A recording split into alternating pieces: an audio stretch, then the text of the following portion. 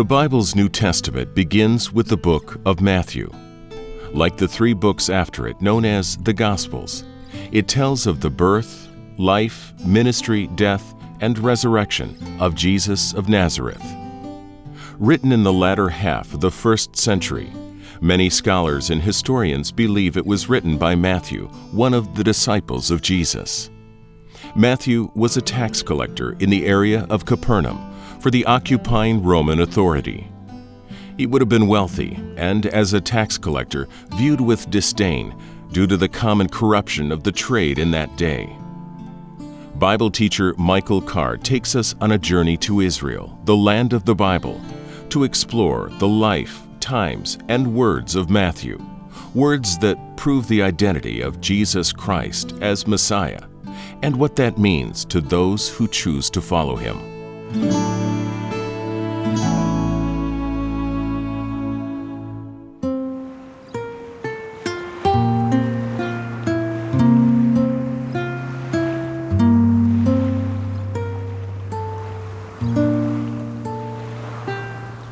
Welcome to a cold, gray Galilean morning. You don't think of it raining in the Gospels, but it rains here and it gets very cold like this morning. In this series of programs, we want to be listening to the Gospels. We want to learn to listen specifically to the Gospel of Matthew. Write this down. The best way to show someone you love them is to listen to them. It's not to do something for them. The best way to love your spouse is to listen to them. The best way to love your children is to listen to them. The best way to love God isn't to do something for Him, it's to listen to Him. The problem is some of us listen with our heads and some of us listen with our hearts. We think devotionally or we think theologically, and we neglect a bridge that connects our hearts and our minds, and that's our imagination.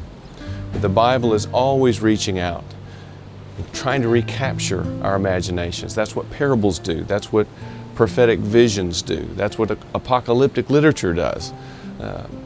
And so that's what we're going to try to do in this series. We're going to try to learn to listen to the voice of Matthew, learn to hear what he has to say to us about this remarkable person who lived in this world,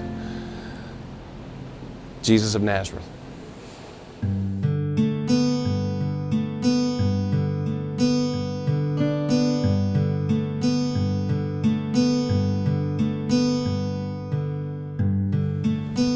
It's a real privilege to be allowed into here to film this artifact from the 1st century. This is called the Jesus boat.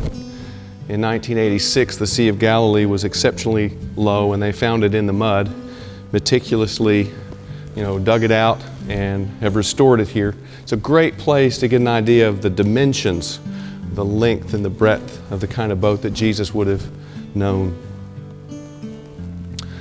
So if you're going to love someone, the best way to love someone is to listen to them. If you're going to love God, the best way to love God is to listen to His Word. And if you're going to engage with the disciples, if you're going to listen to the life of Jesus, you've got to learn to listen to the voices of each one of the gospel writers, and they are all different voices.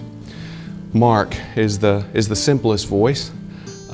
He's interested in the emotional life of Jesus. Mark is telling Peter's story. Luke is a much more articulate voice, 700 words in Luke that aren't found anywhere else in the New Testament. And Luke is interested in the fact that Jesus is turning the world upside down. John is a much more mature voice. He's telling stories that he's been preaching and teaching for decades. And so very different, in fact 92% unique, the Gospel of John. But Matthew is a completely different voice, and we have to ask some different questions of Matthew before we learn how to listen to the uniqueness of his voice.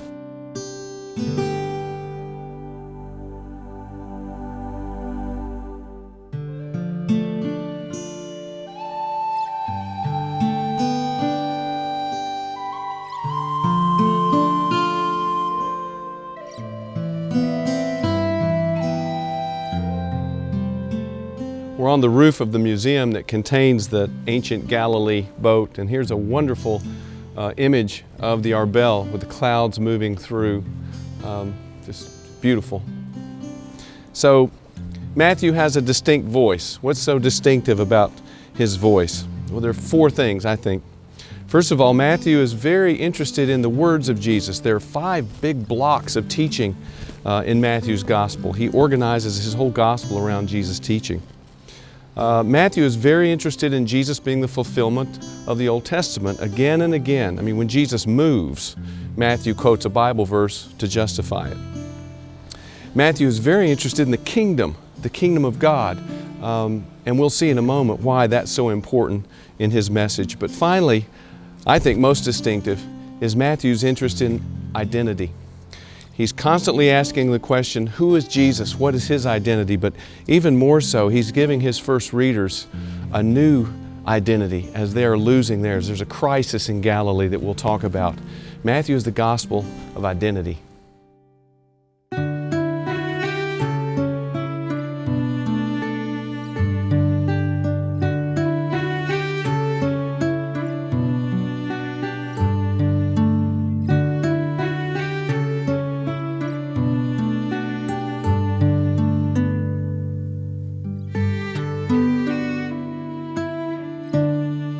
The Galilee of Jesus' day is not the peaceful place that we sometimes think. It's a land in crisis. The Talmud, which is a collection of sayings of the rabbis, 20 volumes long, describes the Galileans as quarrelsome, troublesome and quarrelsome. Yohanan ben Zakkai, who was a famous rabbi of Jesus' era, laments at one point, "O Galilee, Galilee, thou who hatest the Torah." Galilee is very looked down upon. The Jews there are in conflict with each other, and of course the Romans are here. The conflict is going to boil over. The 2 major revolts that happened in Israel both of them started in Galilee. So Galilee is a land in crisis. But it's into that crisis that Jesus brings his ministry. He starts it here. And from this conflicted place, he and his disciples will move out and change the world.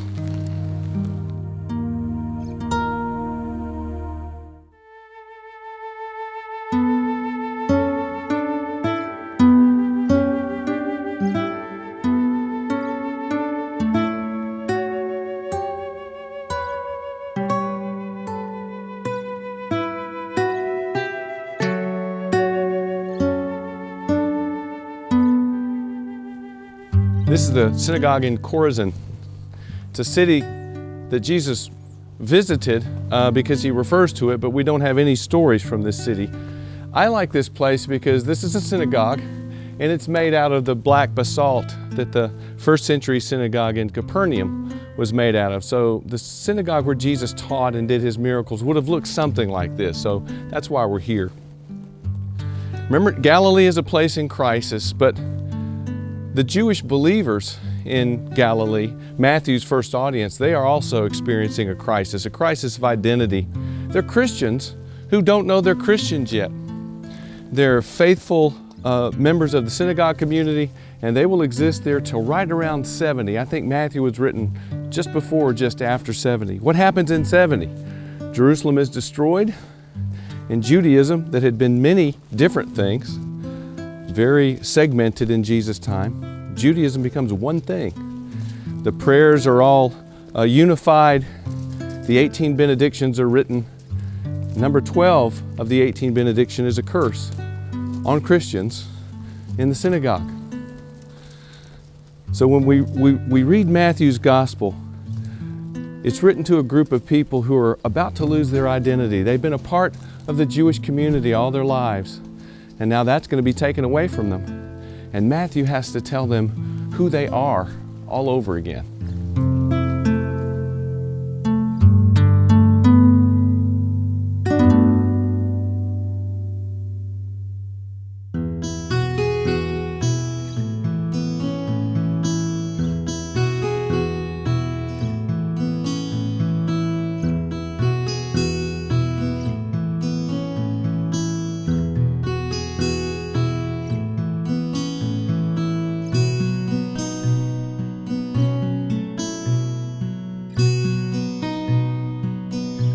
So Matthew's all about identity.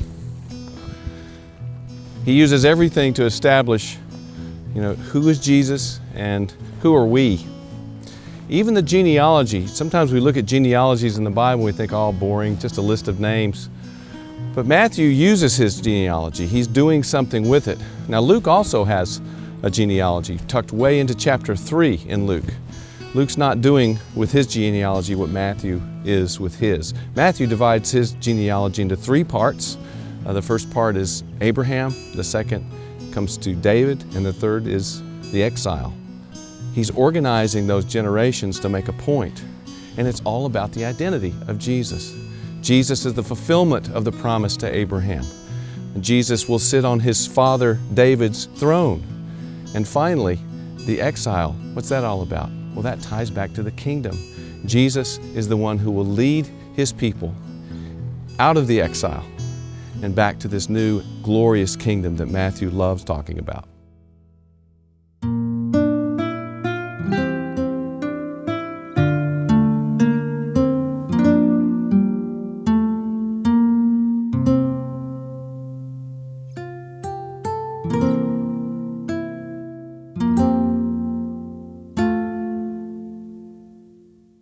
Matthew and Luke both tell us of the nativity of Jesus.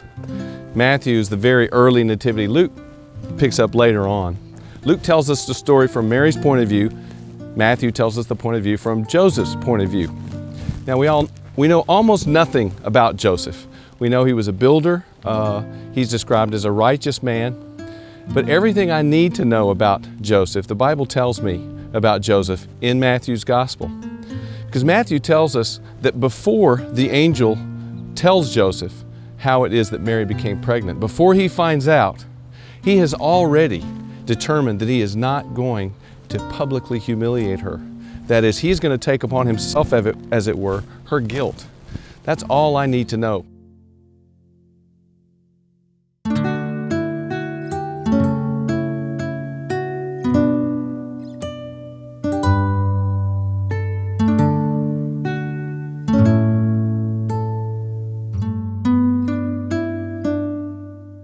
Chapter 2 of Matthew picks up after the birth.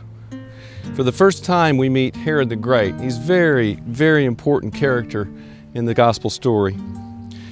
He's been king for over 30 years, but this is roughly the last year of his reign. He's sickly, he's dying, and he's insane. Now during his reign, he's lived with one great fear, and that is being replaced by another king. He's already killed his sons. He's killed his wife, who he actually loved. He's killed her mother, all to try to stay on the throne. He's built 3 enormous fortresses, Masada, the Herodium, and the Machaerus, all on his eastern border to prevent another king from coming. So imagine what happens to Herod now. A group of magi come from the east through that defended border, and they've come to announce a new king. It's his worst nightmare. Now he's going to slaughter the innocents of Bethlehem in one last vain attempt to wipe out this new king of the Jews. That's the world that Jesus is born into. Now when the Magi find Jesus, he's a toddler, he's a little boy, and he's already living in a house. With all their great wisdom, all the wisdom of the ancient world, something apparently was still missing in their hearts and in their minds. And when they find Jesus, Matthew tells us they fall down and they worship him. One more detail is very important. The Magi leave their gifts with Jesus, gold, frankincense, and myrrh. Now those gifts have a very important purpose. They're going to provide the financial basis for Jesus and Joseph and Mary when they escape to Egypt. They're going to be provided for by the wise men when they escape this insane, dying King Herod.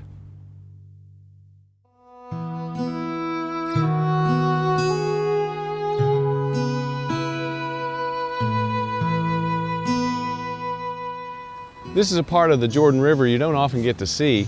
We're north of the Sea of Galilee. It's been raining a lot and you can see it's flooding.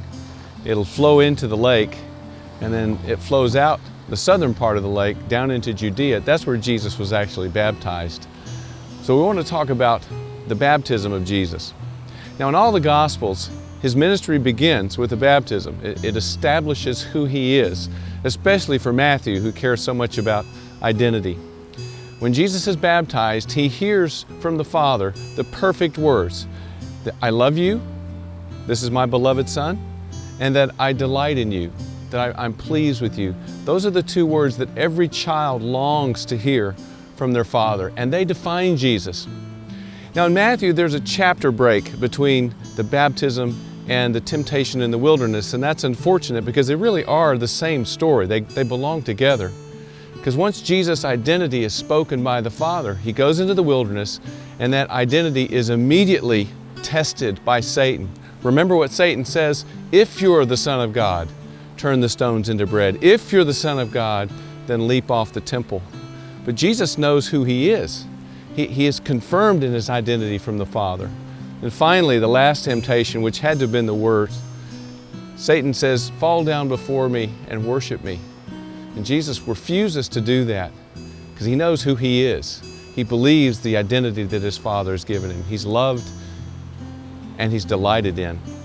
So now the ministry is ready to start, and Jesus will move on into Galilee with His disciples.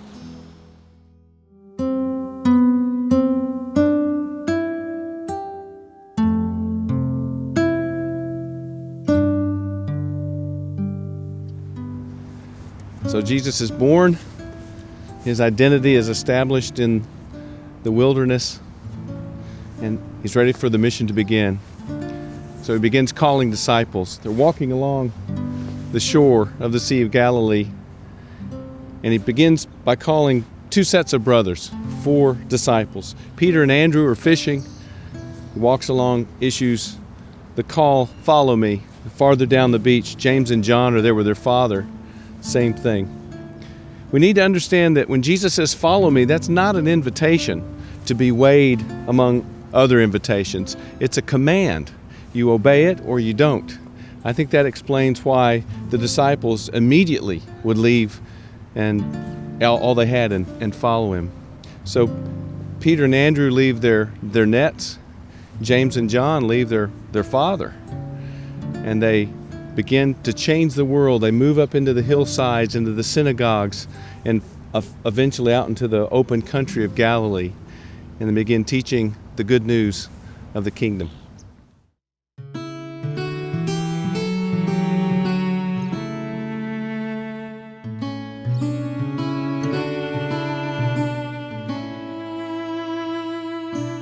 Remember, if we're going to engage with the Gospel of Matthew with our imaginations, we have to try to understand His first hearers. What was their world like? How is Matthew engaging with them? And there's a very important detail. It happened right around 70 after the destruction of the temple in 70 AD. And that is, as Judaism was being reformed, the rabbis came up with what we call the 18 Benedictions, the 18 blessings. And these are read 3 times a day, recited in the synagogue. Now, number 12 is not a blessing at all. It's actually a curse. It's a curse on the Menim. That's a term for heretics. In some versions, they're referred to as the Nazarenes, that is the followers of Jesus.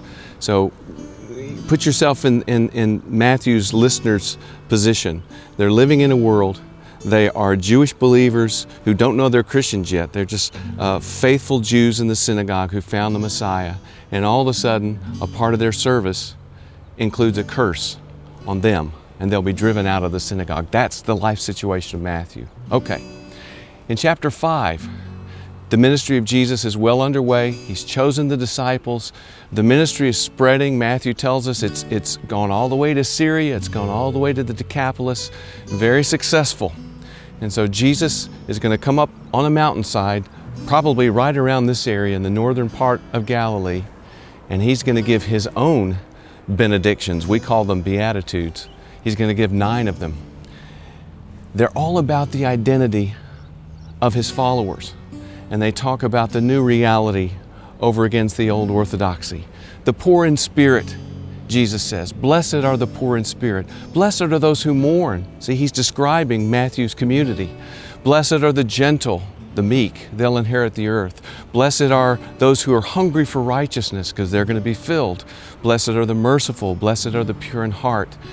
It's a sermon about identity. It's a sermon about the fact that the world's being turned upside down. There's a new reality where the poor and the hungry and those who are mourning are now blessed. It's all about the new kingdom that Matthew's so excited about.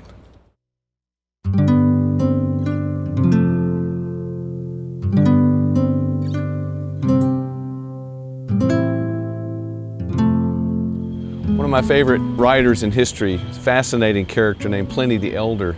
He was roughly at the same time Jesus lived. He died when Vesuvius erupted in 79 AD. He wrote a massive work called The Natural History, and in that work he said, there's nothing more useful than salt and sunshine. Only in Matthew does Jesus say that we are the salt of the earth, that we are the light of the world. Now we know from John 8 that Jesus says He is the light of the world, but there's no contradiction there. You see how it works? Our identity is connected to Jesus' identity. Whenever I ask the New Testament, who am I? It always tells me who Jesus is.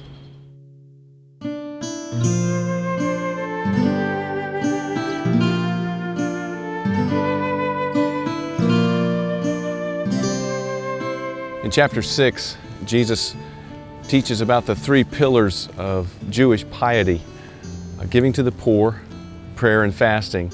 Unfortunately, in our time, we think those are optional, but in Judaism, they weren't considered an option. If you were observant, you would observe all three things. The problem is the Pharisees had started doing these things openly when they prayed on the street corner so everyone would see them. When they would give, they would announce it with trumpets, says Jesus. And when they fasted, they would disfigure their faces. But in the kingdom, in the new reality, these things are all to be done in secret, Jesus says. When you pray, you go into a room and you close the door. When you give to the poor, He says, you don't let your left hand know what your right hand is doing. It's all to be done in secret. But that's all right, because we serve a God who sees in secret, but who rewards us openly.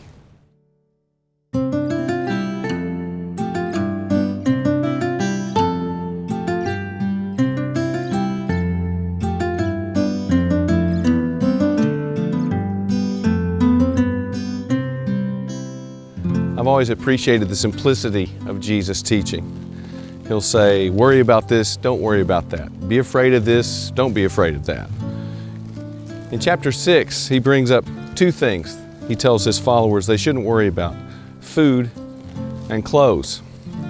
Very much the country person, he points to the well-fed birds, to the flowers that are clothed so beautifully. He tells his disciples, God takes care of those things. You don't have to worry about them. What you worry about is the kingdom. You focus on the kingdom, not food, not clothes, not even the future.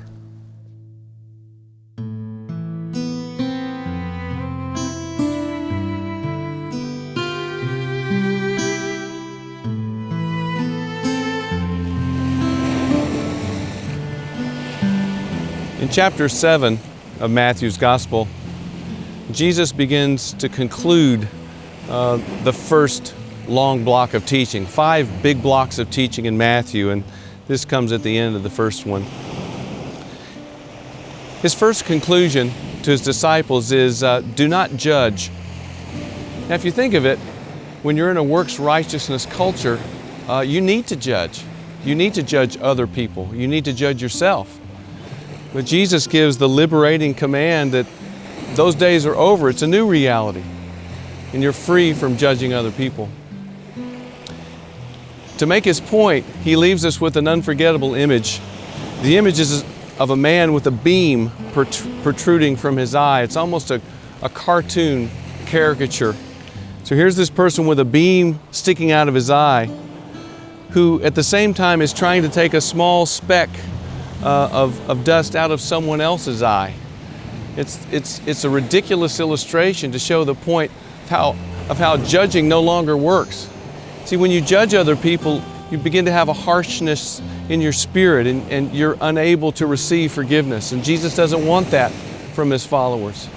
So the man with the beam in his eye, he's not blind to the speck in the other person's eye, but because of his judgmental spirit, He's blind to his own blindness.